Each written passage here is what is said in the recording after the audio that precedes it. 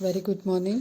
हम लोग last lecture तक एविडेंसेस को कंप्लीट कर चुके हैं बेटा, और उसमें हम लोगों ने embryological fossils, carbon dating and उसके बाद हम लोगों ने एडॉप्टिव रेडिएशंस को देखे, होमोलॉजी एनालॉजी के बेसिस पे देखे, मतलब मॉर्फोलॉजिकल एनाटॉमिकल फीचर्स को कंपैरेटिव स्टडी करके फाइंड आउट किया गया कि क्या रिलेशनशिप है, एंसेस्ट्री रिलेशनशिप क्या है।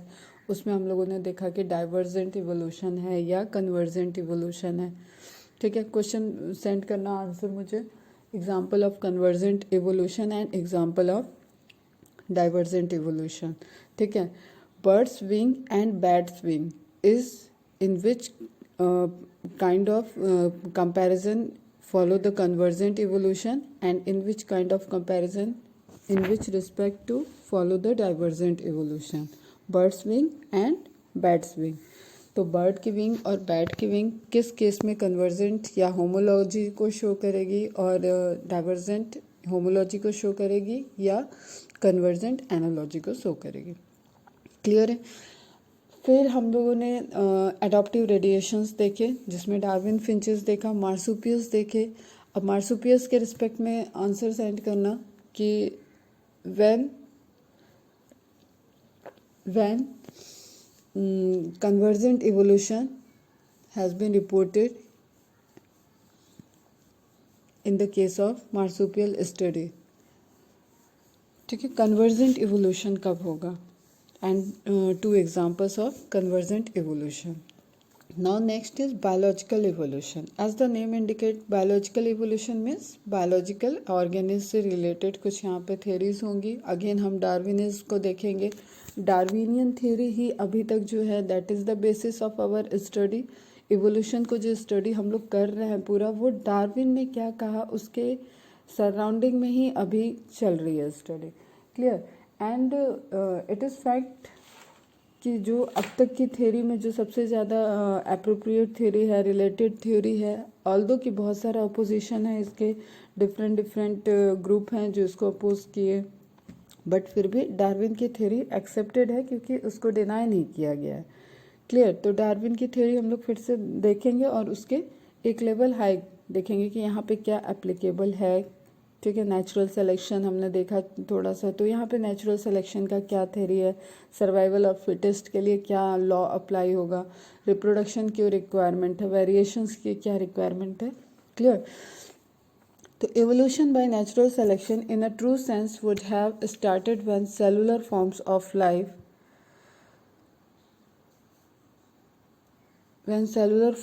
life with difference in metabolic capability originated on earth। means इसका क्या मीनिंग हुआ एग्जैक्टली अगर हम कहें कि evolution कब स्टार्ट हुआ, तो उसके लिए हमें ये ध्यान में रखना होगा कि evolution वो प्रोसेस है जिसमें आप इवॉल्व होना देख रहे थे। तो इवॉल्व होना तो हमने पहले ही बताया था कि कॉस्मिक जियोलॉजिकल वेव से, ठीक है, केमिकल इवोल्यूशन, उन सारी चीज़ों के बाद जब सिंगल सेल बनी है, तो उस सिंगल सेल या उसके जैसे types of cell, number of multiple single cell बन गए, प्रोकैरियोट्स बन गए। ठीक है, तो उनमें जो मेटाबॉलिक रेट है, तो मेटाबॉलिक रेट कितना हाई है, किस तरीके की एक्टिविटी कर रही है, वो सेल कितना एब्जॉर्ब कर सकती है, न्यूट्रिएंट्स कैसे ले रही है, कितना बायोमोलिक्यूल्स उसके अंदर, क्या इंग्रेडिएंट है, वो कितनी एक्टिव है, रेट ऑफ रेप्लिकेशन क्या है उसका, कितनी जगह वो कितनी जल्दी वो डबलिंग हो जाती है, उसके नंबर डबल करते हैं। ये सारी चीज़ें जब स्टार्ट हो गई थी, दैट मीन्स कि मेटाबॉलिक कैपेबिलिटी, ठीक है, उस पर्टिकुलर सेलुलर फॉर्म्स की जो लाइफ्स वहाँ पे क्रिएट हो गई थी, उनकी मेटाबॉलिक कैपेबिलिटी उनको आगे के ओरिजिनेशन में, आगे की तरफ इवॉल्व होने में हेल्प करेंगी। क्लियर।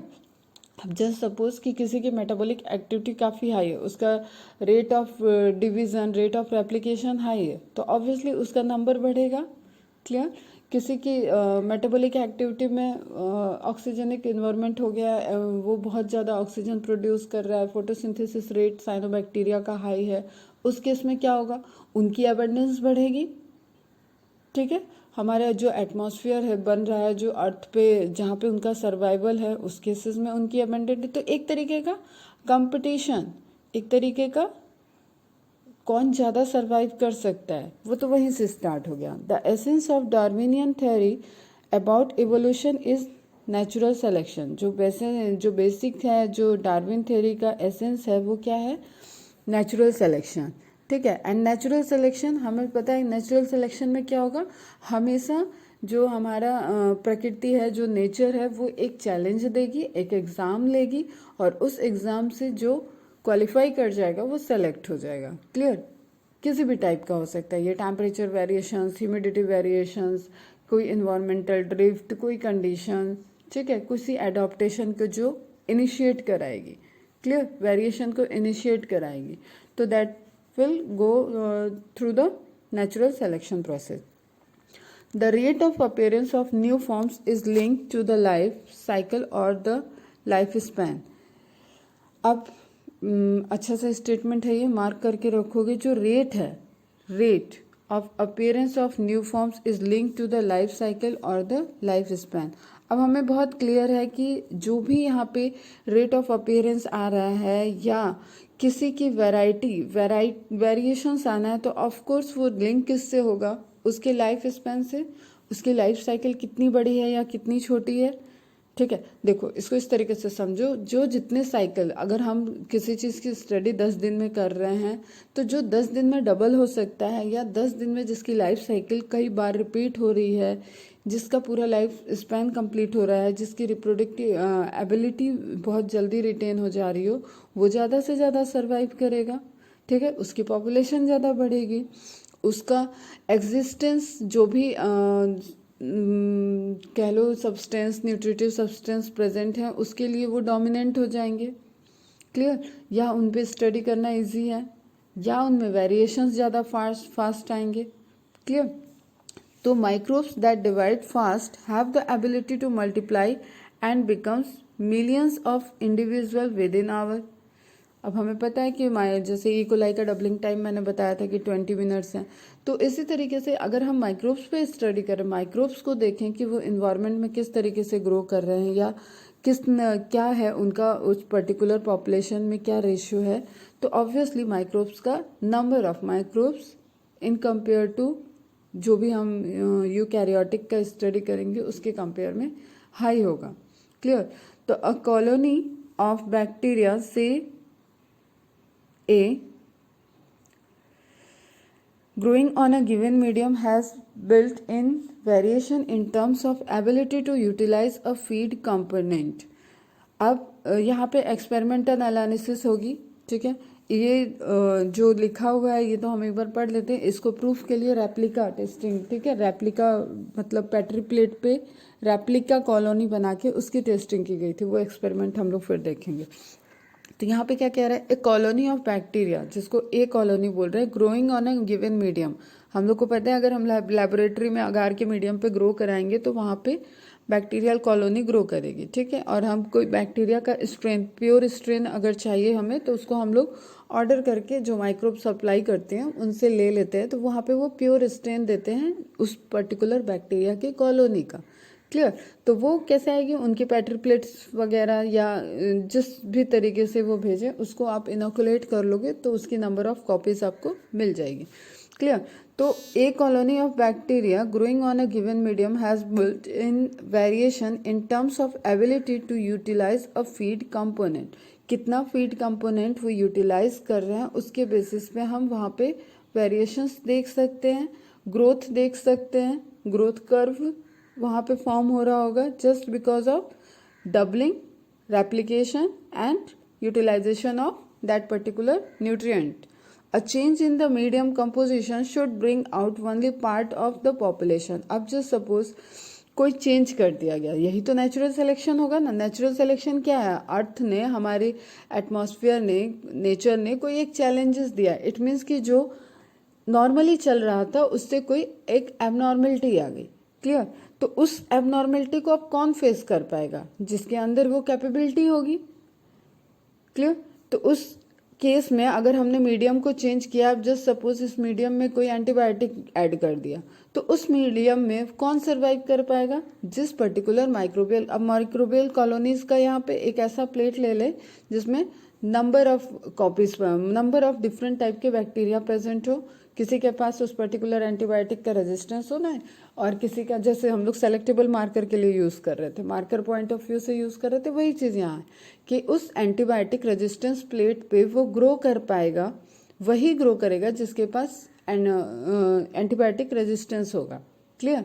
तो उस एंटीबायोटिक एडेड न्यूट्रिएंट मीडियम में ग्रो करने के लिए उस पर्टिकुलर बैक्टीरियल कॉलोनी के पास should have that particular antibiotic resistance gene to survive.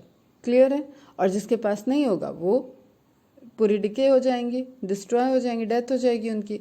तो इस तरीके से क्या हुआ, एक नेचुरल सिलेक्शन हो जाएगा। देखते हैं क्या लिखा है यहाँ। A change in the medium composition would bring only that part of the population B that can survive under the new condition is. In due course of time, this variant population outgrows the others and appears as new species. अब ये population grow करेगी, ठीक है, उस अगर अब इनके अंदर तो ऑलरेडी कैपेसिटी थी, वो वही कैपेसिटी को यूज भी कर रही हैं, उनका सर्वाइवल भी हो रहा है, अब वो रेट ऑफ रिप्रोडक्शन भी बढ़ेगा और उनकी पॉपुलेशन में आउटग्रोथ भी दिखेगी और वेरिएशन दिखेगा एक पर्टिकुलर कॉलोनी से न्यू कॉलोनी में।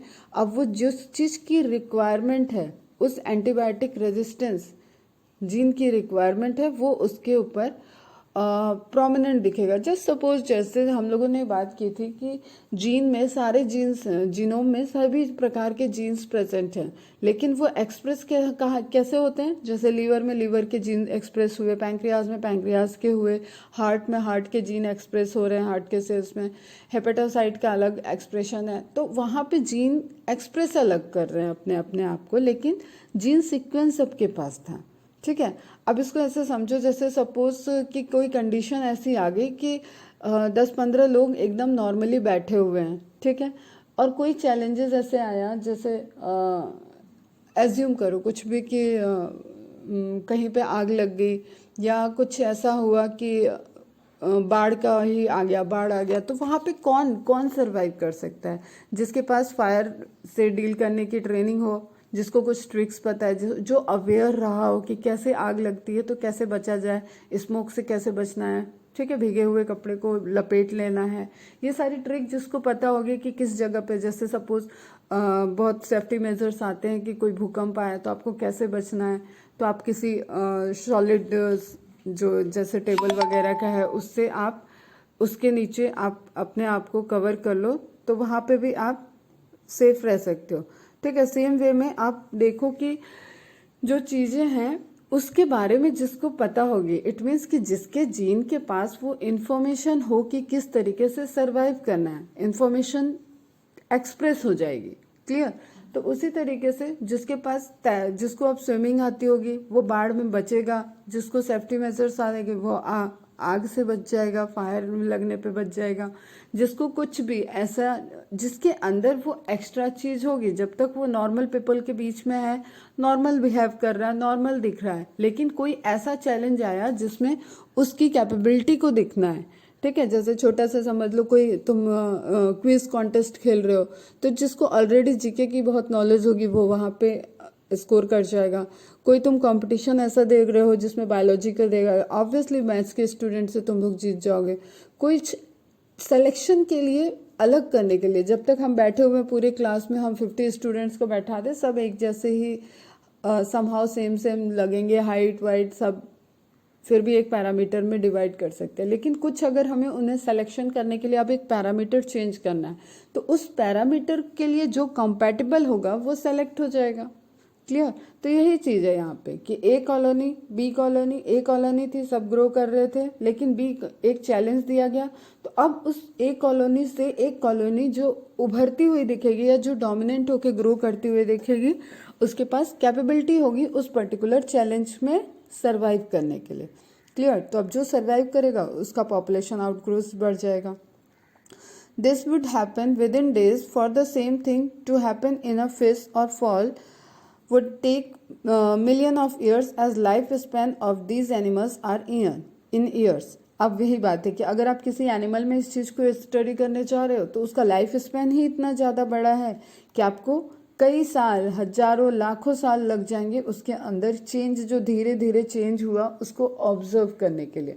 बट बैक्टीरियल कॉलोनी में आप कैसे देख रहे हो कि विद इन सम डेज आपको नंबर ऑफ स्पीसीज दिखी, नंबर ऑफ लाइफ साइकिल उनका दिख गया, इस स्पीसीज नहीं दिखी, नंबर ऑफ लाइफ साइकिल दिख गया, तो उसमें आपको वेरिएशंस दिखा।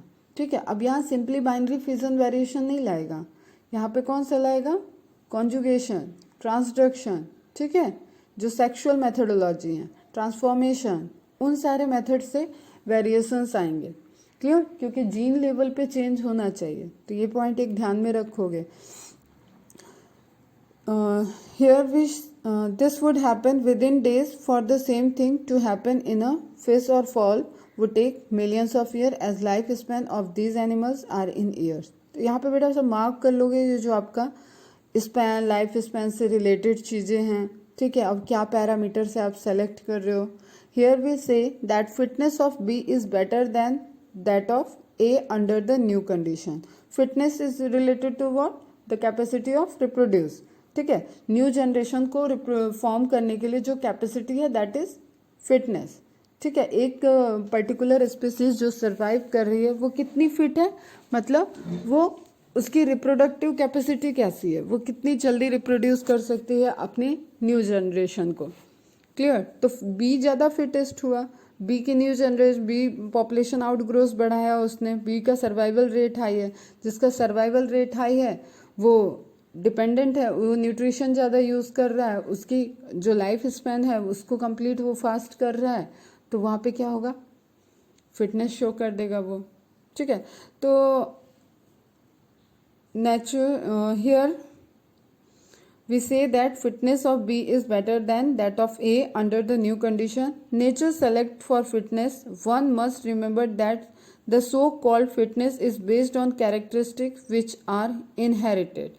तो we can say natural selection के जो आउटकम, जो लास्ट है कि नेचुरल सिलेक्शन का रिजल्ट है फिटनेस।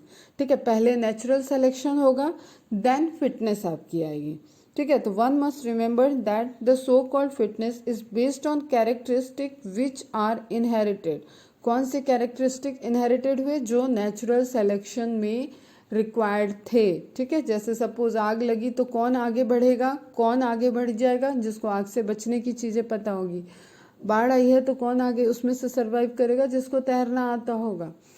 ठीक है, हमारे कोई एग्ज़ाम के पैटर्न में हमने चेंजेस किए हैं या कोई क्वेश्चन सिलेबस ऐसा ऐड किया है जो सबने नहीं पढ़ा है, लेकिन किसी को एक जनरल हैबिट की वजह से उसको उस बारे में पता है, कोई कंप्यूटर से नॉलेज पूछ लिया गया, कोई जीके से रिलेटेड, तो वो वहाँ पे कौन सा स्टूडेंट आगे कर जाएगा, जो कॉमन तो था ही।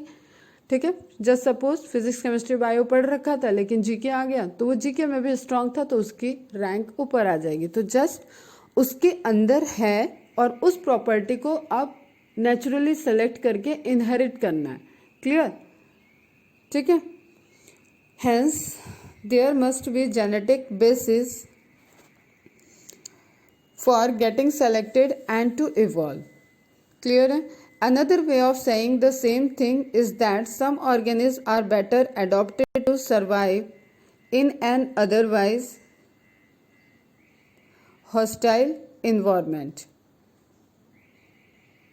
Another way of saying that the same thing is that some organisms are better adapted to survive in an otherwise in hostile environment. Clear है, कुछ नहीं है इसमें, वही है कि आप इन्वायरमेंट में कैसे सर्वाइव कर रहे हो। ठीक है, एक हॉस्टाइल, एक पूरा ग्रुप में एक पूरे कैरेक्टरिस्टिक के लिए, एक रिक्वायरमेंट के लिए, कुछ ऐसी चेंजेस के लिए, तो आप वहाँ पे सर्वाइव कर सकते हो। Adaptive ability is inherited. Adaptive ability क्या है, एडॉप्टिव रेडिएशन हमने देखे कि जो भी आपको एनवायरनमेंट ने चेंजेस दिए थे उसके अकॉर्डिंग एडॉप्टेशन हुआ, न्यू स्पीसीज, न्यू स्ट्रक्चर वहाँ पे। जैसे जस्ट सपोज कि अब सीड हैबिट वाली डार्विन फिंचेस थी, सीड हैबिट वाली डार्विन फिंचेस थी और वो ऐसी जगह ट्रांसफ़र हो गई या ऐसी जगह पहुंच गई जहाँ पे सीड बहुत कम अमाउंट में या नहीं प्रेजेंट है, तो कुछ उसमें से सीड के लिए फाइट करेंगे, कुछ इंसेक्ट जो वहाँ पे प्रेजेंट है उसके लिए वो उस पर डिपेंडेंट होने की कोशिश करेंगी। तो जनरेशन टू जनरेशन अब उनकी जो इंसेक्ट पे डिपेंडेंसी है उसके लिए उनके बीक के शेप और साइज में चेंजेस होने लगेंगे। ठीक है, तो एक एडॉप्टेशन की वजह से उनकी स्ट्रक्चर में चेंजेस आ गया, शेप में चेंजेस आ गया, तो वो और न्यू टाइप की स्पीसीज ओरिजिनेट हो गई। क्लियर? एडॉप्टिव, तो अब वो एडॉप्टेशन क्या हो रहा है, उस सीड वाले से, उस सीड वाले भी एग्जिस्ट कर रहे हैं और एक एडॉप्टिव रेडिएशन से जो कैरेक्टर आया, जो इंसेक्ट कैचर होंगे, ठीक है, या कैक्टस पे डिपेंडेंट होंगे, उनके अंदर बीक साइज में चेंजेस आ रहे हैं और वो क्या हो रहे हैं, वो इनहेरिट हो रहे हैं और लगभग 100,000 साल के बाद वो अलग ही तरीके की उनकी बीक बन जाएगी। क्लियर है? ठीक है, तो एडॉप्टिव एबिलिटी इज इनहेरिटेड, इसको भी मार्क कर लोगे। It has a genetic basis. Fitness is the end result of the ability to adopt. It has a genetic basis. बेटा ये सारी लाइन इंपॉर्टेंट है। Fitness is the end result of the ability to adopt and get selected by nature. अब ये एक आपका direct question है कि फिटनेस का सीक्वेंस क्या है। फिटनेस क्या है? फिटनेस तो तभी होगा ना जब आप नेचुरली सेलेक्ट होंगे और वो फिटनेस की वजह से आप उस कैरेक्टर को इनहेरिट करोगे जिस वजह से आपका सिलेक्शन हुआ है।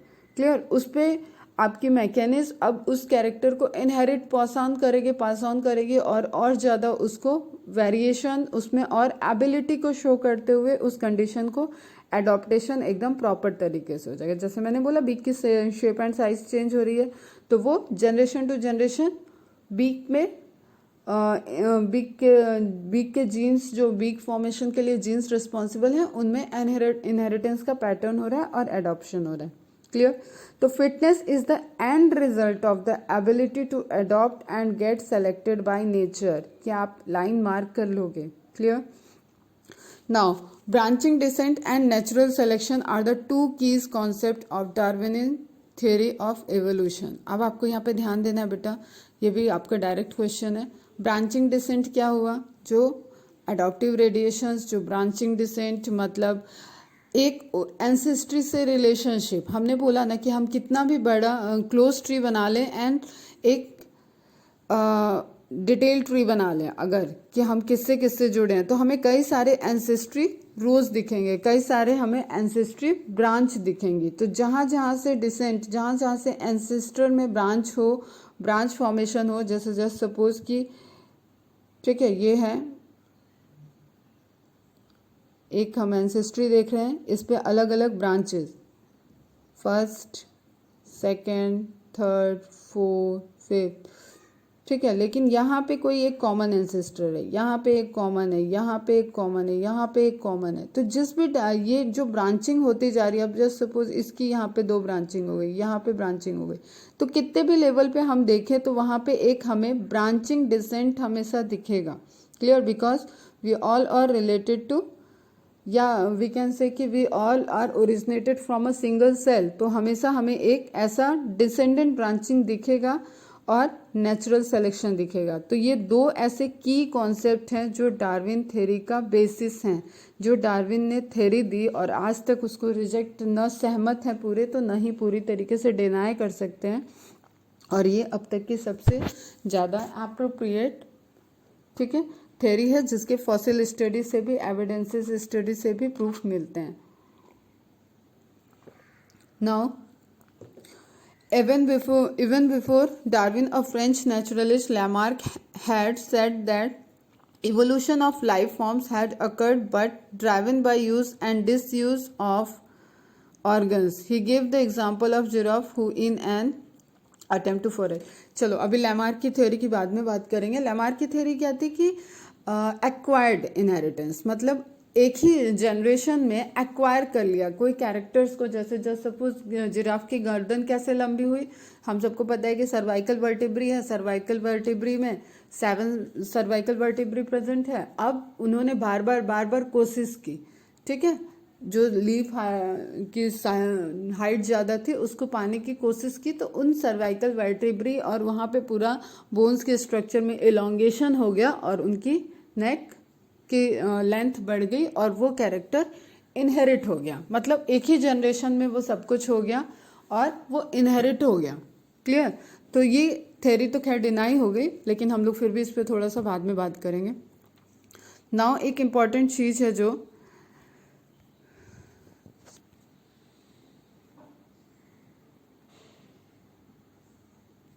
ठीक है, ये एनसीईआरटी के पॉइंट पे हम लोग बाद में आते हैं।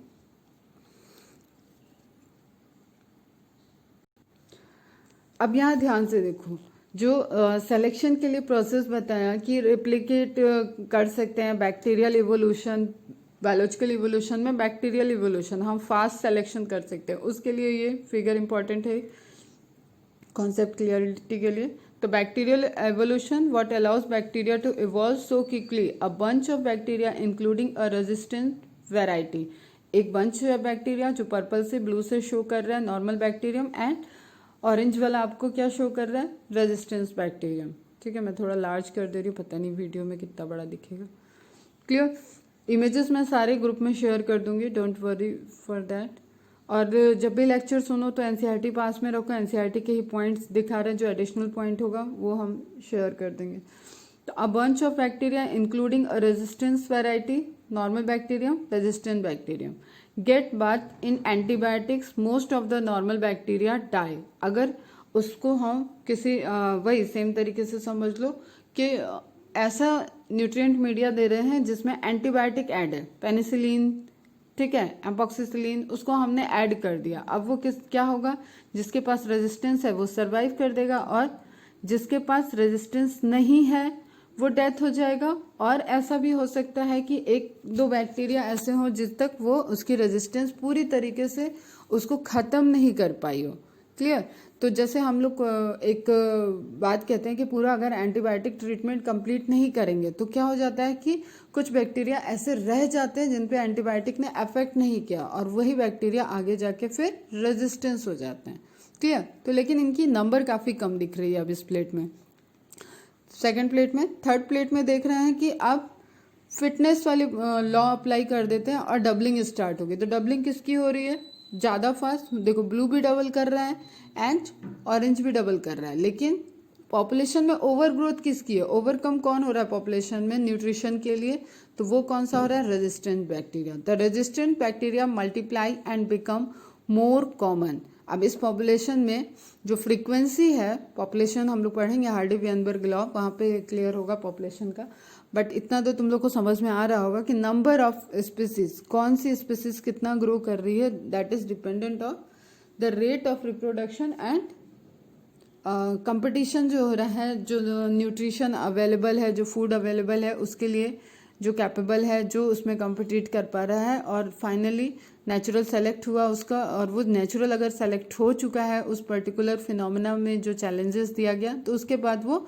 फिटनेस को शो करके मल्टीप्लाई करके अपनी जनरेशन प्रोड्यूस करेगा। The resistant bacteria multiply and become more common. Now eventually एक टाइम के साथ the entire infection evolves into a resistant strain. जिस हम लोग एक्सपेरिमेंट में रेजिस्टेंट स्ट्रेन एकदम नाम मात्र का, एकदम मिनिमम लेके स्टार्ट किए थे, और हमने जस्ट चेंजेस क्या किए, मीडियम का चेंजेस किए। मीडियम में हमने एंटीबायोटिक ऐड कर दिया, मतलब एक एक्सपेरिमेंट किया, एक नेचर जो जिस तरीके से हम नेचुरल सिलेक्शन को देख रहे हैं, एक चैलेंजेस दिया वहाँ पे। तो जिसके पास वो जीन थी, जिसके पास एबिलिटी थी, वो सरवाइव कर गया। जब वो सरवाइव कर गया तो वो फिटनेस को शो करेगा, वो रिप्रोड्यूस करेगा, और रिप्रोड्यूस में यहाँ पे वेरिएशंस आने हैं या बाइनरी फ्यूजन के थ्रू यहाँ पे नंबर बढ़ने हैं, तो आपका वो पर्टिकुलर स्पीसीज ज़्यादा नंबर में पॉपुलेशन में हो जाएगी, जिसके के पास उस चैलेंज को फेस करने की एबिलिटी होगी। क्लियर है? ठीक है, तो that is a bacterial evolution, biological evolution का पार्ट है। अब यहीं पे आप अगर व्हेल मछली की लाइफ साइकिल पे स्टडी करने लगो तो उसमें आपको मिलियन ऑफ ईयर लग जाएंगे। अब अगेन बेटा ये इंपॉर्टेंट पॉइंट्स हैं, ध्यान में रखो क्या क्या होना चाहिए, variations, competition, adaptation and selection. Clear? सब इंपॉर्टेंट रोल प्ले कर रहे हैं, तब कोई स्पीसीज या तो सरवाइव कर पाएगी, या तो स्पेसिएशन होगा तो नई स्पीसीज में कन्वर्ट हो जाएगी। Clear? Variation, there is genetic variation within a population which can be inherited. जैसे मैंने बोला कि एक पॉपुलेशन, एक ग्रुप ऑफ कॉलोनी ली गई बैक्टीरिया की जिसमें 2 स्ट्रेन थे, एक के पास एंटीबायोटिक रेजिस्टेंस जीन था, एक के पास नहीं था, तो एक को हम सेलेक्ट कर लिए। किस बेसिस पे?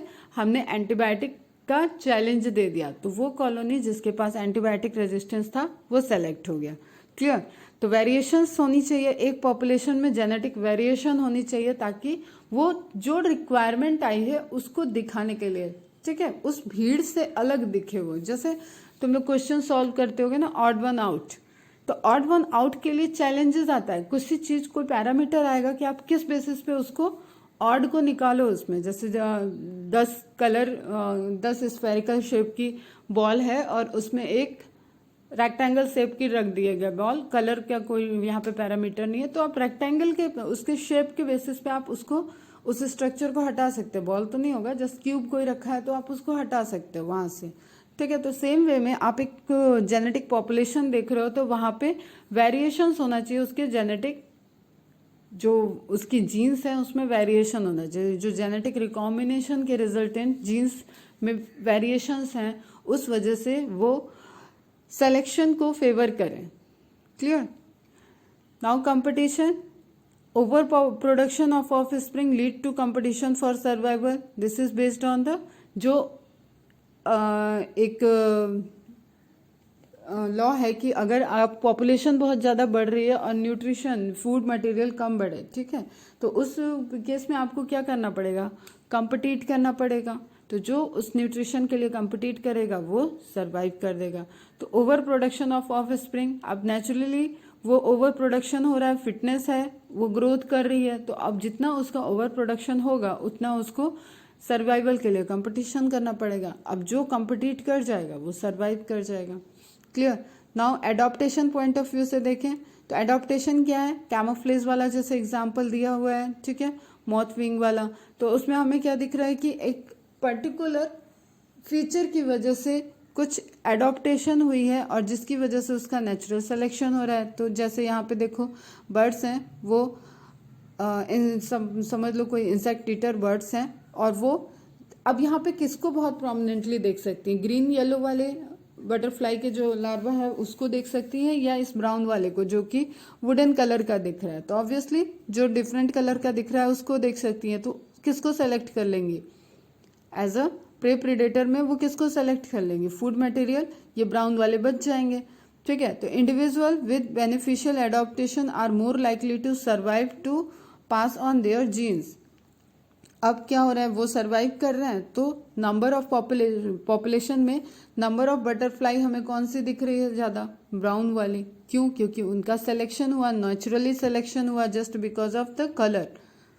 Over many generation there is change in allele frequency, that is evolution. अब हम सब ने पढ़ रखा है एक वाइल्ड एलेल का एक वाइल्ड फॉर्म होता है, एक उसका कंट्रास्टिंग फीचर वाला फॉर्म है।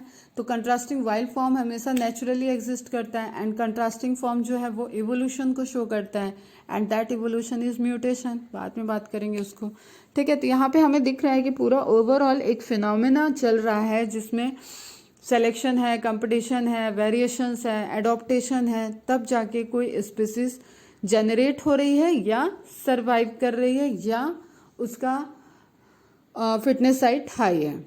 क्लियर है बेटा? ठीक है। तो फिटनेस की definition, organism who better survive to produce large number of offspring are considered more fit than others who don't. तो आपको यहाँ पे बेटा एक चीज बहुत क्लियरली ध्यान में रखना है कि fitness is related to reproductive ability, and fitness तब होगा जब नेचुरली सेलेक्ट, उसके वेरिएशंस की वजह से उसको नेचर सेलेक्ट करेगा, देन फिटनेस। तो fitness is actually the end result of natural selection. Clear है? Now Lederberg replica plating experiment को देखेंगे हम लोग, ठीक है। In 1952 Esther and Joshua Lederberg performed an experiment that helped to show that many mutations are random, not directed. The variants always present in a population. जो genetic variations वाला point है वो हमेशा population में present होते हैं, लेकिन just because of the challenges, जब तक उनको कोई challenge नहीं दिखेगा तब तक वो अलग नहीं दिखेंगे. क्लियर? जस्ट अभी कहीं पे एक्सीडेंटल कुछ ऐसा केस हो जाए कि किसी को हार्ट अटैक आ जाए, तो उसको जो प्रायोरिटी, जो फर्स्ट एड देने हैं, जो भी पहले के चीज़ें देनी है, वो अगर उसी भीड़ में कोई डॉक्टर प्रेजेंट होगा तो वो विदाउट कंसर्निंग कि उसको हॉस्पिटल भेजा जाए या क्या किया जाए, इमीडिएट रिस्पॉन्स में वो कैसे, वो कौन वहाँ पे ट्रीट कर सकता है? वो जो उस भीड़ में डॉक्टर प्रेजेंट था. क्लियर? वो उसको कोई ट्रीटमेंट दे सकता है इनिशियली. क्लियर? तो वो जब तक भीड़ में घूम रहा है, अपनी फैमिली के साथ घूम रही है या कोई डॉक्टर घूम रही है, तो वो तब तक तो नॉर्मल दिख रही है, नॉर्मल पीपल के बीच में है. लेकिन जैसे ही एक चैलेंज आया तो उसके अंदर जो डॉक्टर है, वो जो डॉक्टर है, जो उसकी पहचान है, वो सबके सामने आ गई, पब्लिकली सामने आई. वो कब आई? जब उसके अंदर जो चीज़ था उसको चैलेंज किया गया. ठीक है? सेम वे में एक पॉपुलेशन के अंदर वेरिएशंस प्रेजेंट हैं. ठीक? लेकिन just because of the challenge, जैसे उसको नेचुरल सिलेक्शन के लिए उसको एडवांटेज मिलेगा तो वो एक्सप्रेस होके दिखेगा. The variants always present in population. Variants may got advantage in changing conditions by selection. एकदम बहुत अच्छे से समझना है इस चीज को. क्लियर? तो रेप्लिका प्लेटिंग मेथड इसको शो करती है. अब जस्ट यहाँ पे देखो बेटा, एकदम ध्यान से. एक आपके पास मास्टर कॉलोनी की प्लेट है. ठीक है? मास्टर कॉलोनी की प्लेट है, उसमें अलग अलग तरीके की कॉलोनी आई है, आपने ऑर्डर किया था, वो कॉलोनी प्रेजेंट है. अब आप इसमें देखना चाह रहे हो कि कौन सी कॉलोनी ग्रो कर सकती है आपके गिवन एक्सपेरिमेंट पे, कि जो आप चैलेंजेस दोगे एंटीबायोटिक्स से रिलेटेड. ठीक है? या न्यूट्रिएंट मीडियम आपने चेंज कर दिया तो उस न्यूट्रिएंट मीडियम में कौन ग्रो कर सकता है, वो ग्रो करेगा. तो उस प्लेट की, हम मास्टर प्लेट को नहीं डिस्टर्ब करते हैं, जस्ट एक स्टैंपिंग टेक्निक, जैसे स्टैंप लगाते हैं ना बेटा, उस तरीके से क्या कर रहे हैं कि एक स्टैंपिंग टेक्निक को यूज कर रहे हैं. और हम जो ग्रोइंग कॉलोनीज, जो हमारा मास्टर प्लेट था, उस पर हमने एक स्टैम्प जो दिख रहा है हैंडल जैसा स्ट्रक्चर, ठीक है, उस पर वेलवेट सरफेस, मतलब एक ऐसा सरफेस होना चाहिए जो स्टिकी हो. वेलवेट का सरफेस, जैसे सपोज एक वेलवेट का क्लॉथ है या पेपर है, उसको आपने उस हैंडल पे उस पर्टिकुलर स्टैम्प जिससे आप लेने जा रहे हो उस पे आपने स्टिक कर दिया. अब आप कुछ नहीं करोगे, जो आपकी ग्रोइंग कॉलोनीज वाली प्लेट है उसके ऊपर वो टच कराओगे. टच करने से उस पर्टिकुलर कॉलोनी की एक पोर्शन ऑफ कॉलोनीज उस प्लेट पे आ जाएगी, उस तुम्हारे हैंडल पे आ जाएगी. ठीक है? अब आपने उसको, जो एक प्लेट आपने दूसरा मीडियम रख रखा है या रेप्लिका प्लेट रख रहे हो, एकदम सेम मीडियम जो इसमें है वही वहां पे रख रहे हो, तो आप उस पर फिर से उस स्टैम्प को टच करा. जैसे मोहर वगैरह लगाते हैं ना, कैसे लगाते हैं, इंक वाला जो पैड है, आप स्टैम्प उठा रहे हो, इंक वाले पैड पे लगाते हो, फिर जिस पर्टिकुलर पेपर पे आपको अटेस्टेड करना है या मोहर लगानी है वहां पे आपको लगा देते हैं. जैसे बिलिंग वगैरह करा रहे हैं तो वहां पे भी अप्रूवल लगाते हैं. तो उसमें क्या हुआ, जो उसके मोहर पे लिखी हुई थी, जो उस स्टैम्प पे लिखा हुआ था, उसने इंक लिया और वो जाके प्रिंट हो गया. सेम वे में यहाँ पे क्या है, कॉलोनी उस स्टैम्प पे आई, स्टिकी नेचर की वजह से वेलवेट के सरफेस पे वो स्टिक हो गई, एंड सेम तरीके से आपने जाके उसको दूसरे मीडियम में टच कर दिया. तो अब यहाँ पे एक टाइम के बाद आपको वही, वो कॉलोनी उसी पैटर्न में ग्रो करती हुई दिखेगी. ठीक है? तो ये क्या हो गई, मास्टर कॉलोनी की रेप्लिका हो गई. क्लियर? तो रेप्लिका प्लेट कैसे बना ये क्लियर है.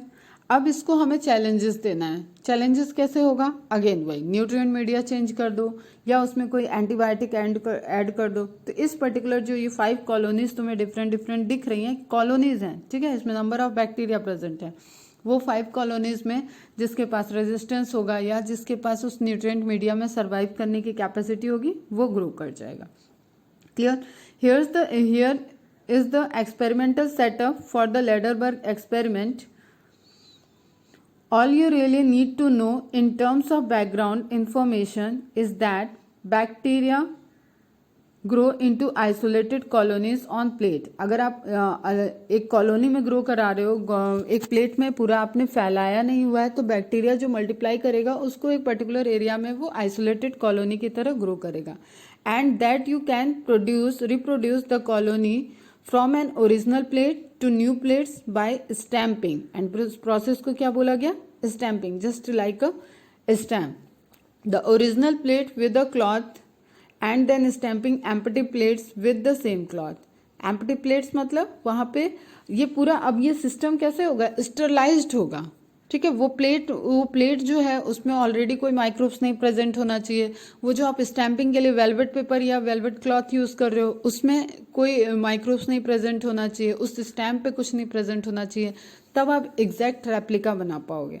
Clear? Bacteria from each colony are picked up on the cloth and then deposited on the new plates by the cloth. Stamping हमने ली, एक कॉपी उससे स्टिक हो गई मास्टर प्लेट से, एंड देन उसको हमने फिर से एक दूसरी प्लेट पे टच कराया तो वो वहां पे पूरी की पूरी ट्रांसफर हो गई। तो हमें दिख रहा है कि ओरिजिनल प्लेट में बैक्टीरियल कॉलोनी आइसोलेटेड फॉर्म में ग्रो कर गई, आइसोलेटेड फॉर्म में सेकंड में, एंड उसको हमने स्टैंपिंग के थ्रू एक दूसरी प्लेट पे लिया, जिस प्लेट में अब यहाँ पे आपको कंडीशन ऐड कर दी गई, ठीक है। सेम नहीं है, ओरिजिनल प्लेट होती तो वो येलो से आपको शो करता। Stamp plate with penicillin antibiotic add कर दी गई। तो ऑफकोर्स अब जिसके पास पेनिसिलिन रेजिस्टेंस जीन प्रेजेंट होगा वो वहां सर्वाइव कर गया। जैसे एक्स और वाई से डिनोट किया, वो colony X colony and Y colony survive कर रही है उसमें, एंड बाकी जो दूसरी कॉलोनीज हैं वो सब डिस्ट्रॉय हो गई। क्लियर? तो एक आपको पता चल रहा है कि इससे क्या हुआ? सिलेक्शन हुआ। तो रेप्लिका प्लेटिंग एक्सपेरिमेंट पूछा भी जाता है, नीट में भी आया हुआ है, एम्स में भी आया हुआ है, जिपमर में भी आया हुआ है। तो ये स्लाइड्स में शेयर करूंगी और इसको आप नोट डाउन करोगे। The hypothesis for the experiment is that antibiotic resistant strains of bacteria surviving an application of antibiotics had the resistance before their exposure to the antibiotics, not as a result of the exposure। बहुत प्यारा statement है। देखो, antibiotic उसके अंदर present था, had the resistance, वो already resistance bear कर रहा था बिफोर देयर एक्सपोजर, एक्सपोजर के पहले ही था, लेकिन उस एक्सपोजर की वजह से उसका सिलेक्शन हुआ, ठीक है, न कि उसने एक्सपोजर के बाद वहां पे जेनेटिक चेंजेस हुए और उसने एंटीबायोटिक रेजिस्टेंस बना लिया। तो फर्स्ट टाइम सर्वाइवल के लिए जो नेचुरल सिलेक्शन हो रहा है उसमें आपको उस तरीके के जीन्स ऑलरेडी वो वेरिएशन पॉपुलेशन में प्रेजेंट होने चाहिए जो उस नेचुरल सिलेक्शन के लिए एफर्ट कर सकें, ठीक है। फिर वही जीन्स इनहेरिट होंगे। अब जब वो इनहेरिट होंगे और उस कैरेक्टर के लिए इनहेरिट हो रहे हैं तो वहां पे वेरिएशंस आएंगे और वो बहुत अच्छी एक एडॉप्टेशन को शो करता जाएगा। क्लियर? तो यहाँ पे अपने आज के लेक्चर में ये क्लियर हुआ कि जो की कॉन्सेप्ट है डार्विन थ्योरी की, that is natural selection and branching descent या एडॉप्टिव रेडिएशन। इसी पे हम लोग आगे और बात करेंगे। फिर लैमार्किस देखेंगे, वैलेस का एक्सपेरिमेंट भी देखेंगे कि उनकी जो थ्योरी थी पॉपुलेशन की वो कैसे रिलेट हुई। फिर हार्डी-वेइनबर्ग प्रिंसिपल देखेंगे। तो ओवरऑल क्या दिख रहा है हमें कि एक जो नेचुरल सिलेक्शन का फिनोमिना है उसमें variation, adaptation, competition and survival of fittest, ये सारी चीजें इंक्लूडेड है। क्लियर है? पॉपुलेशन में कैसे ओवर ग्रोथ होगी, कैसे सिलेक्शन हो रहा है, ये सारा फिनोमेना हुआ। एडॉप्टिव रेडिएशन का क्या रोल है वो क्लियर है। फिर हमने एक एक्सपेरिमेंट लिखा, रेप्लिका प्लेटिंग एक्सपेरिमेंट देखा, जहाँ पे हम देख रहे हैं कि हम किस तरीके से लेबोरेटरी में एक चैलेंजेस दे रहे हैं कि जस्ट नॉर्मल कॉलोनीज को हमने पहले से पेनिसिलिन एडेड प्लेट पे ग्रो कराया, न्यूट्रिएंट मीडिया, उसमें पेनिसिलिन ऐड कर दिया। तो अब जिस ऑलरेडी जो वेरिएशन एग्जिस्ट कर रहा था उस पॉपुलेशन में एंटीबायोटिक रेजिस्टेंस वाला, वो वेरिएशंस वहां पे एक्सप्रेस होके दिखेगा, ठीक है। उस वेरिएशंस का इफेक्ट दिखेगा उन कॉलोनीज में। तो वो इफेक्ट क्या है कि वो कॉलोनी वहां पे सरवाइव कर जाएगी, या अब वो कॉलोनी के बैक्टीरिया मल्टीप्लाई करेंगे जिनके पास रेजिस्टेंस की एबिलिटी होगी। क्लियर? फटाफट इसको कंप्लीट कर लेना। फिर हम लोग एक मीटिंग करेंगे जूम पे। कोई भी डाउट हो, कुछ भी हो तो वो वहाँ पे डिस्कस करेंगे एंड इसके आगे के टॉपिक फिर से रिकॉर्ड करेंगे। चलो बाय बाय, टेक केयर।